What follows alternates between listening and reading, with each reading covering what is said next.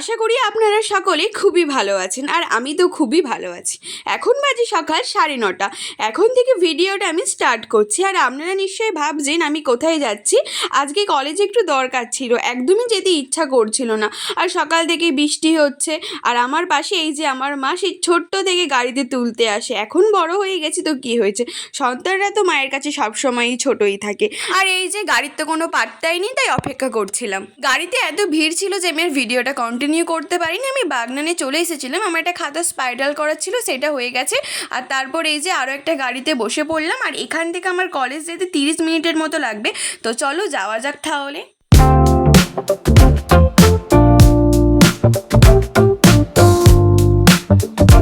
আর এটা হচ্ছে আমাদের কলেজ, আর আমি কিন্তু এখন গ্র্যাজুয়েশন কমপ্লিট করে ডিএলএড করছি।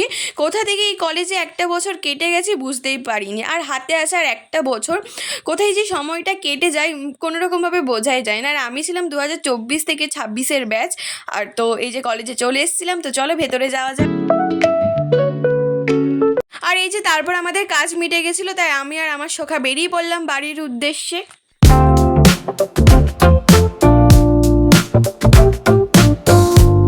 গাড়ি থেকে নেমে আমাকে 2 মিনিটের মতো ভেতর দিকে হেঁটে আসতে হয়। আর আমি বাড়ির কাছাকাছি চলেই এসেছিলাম, যেহেতু দুপুরবেলা বৃষ্টির ওয়েদার, রাস্তায় কেউ ছিল না।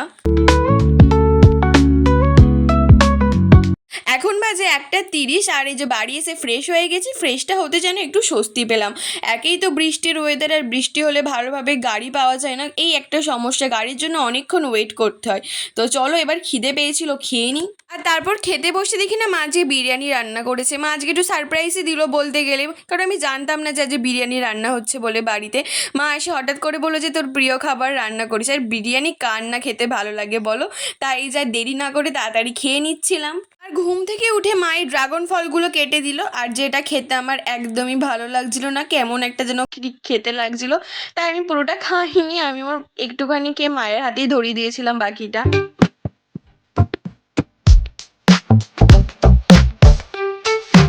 বিকেল জুড়ে এরকমই বৃষ্টি হচ্ছিল, একদম আর বৃষ্টিটা ভালো লাগছিল না। আর এই যে সন্ধ্যেবেলা একটু চা আর টোস্ট খাচ্ছিলাম। আর বৃষ্টির ওয়েদারে এরকম সন্ধ্যেবেলায় চা খেতে কার না ভালো লাগে। তো চলো চাটা খাই।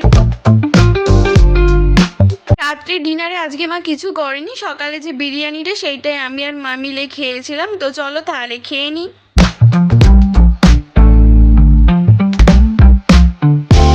আর আমার স্কিন কেয়ার অলমোস্ট ডান হয়ে গেছে।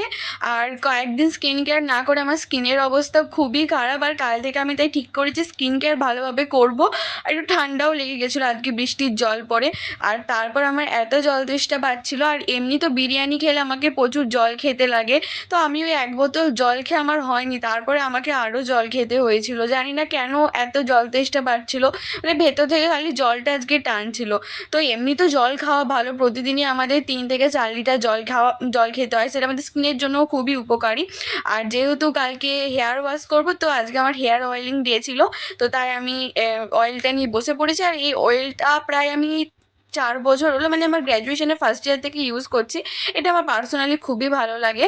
এটা আমি নিশ্চয়ই আগে তোমাদের সাথে শেয়ার করেছিলাম। আর তারপর আমি একটু হেয়ার ম্যাসাজ করে নিচ্ছিলাম।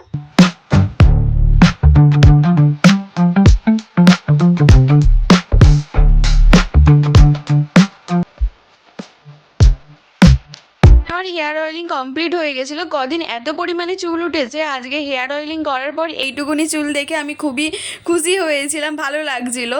আর তারপর এখানে চুলটা বেঁধে নিচ্ছিলাম, আর এখানে আমার বিনুনি করে নিচ্ছিলাম, কারণ আমি অল টাইম রাত্রি চুলটা বেঁধে শোয়া প্রেফার করি, নয়তো চুলটাও খুবই ক্ষতি হয়।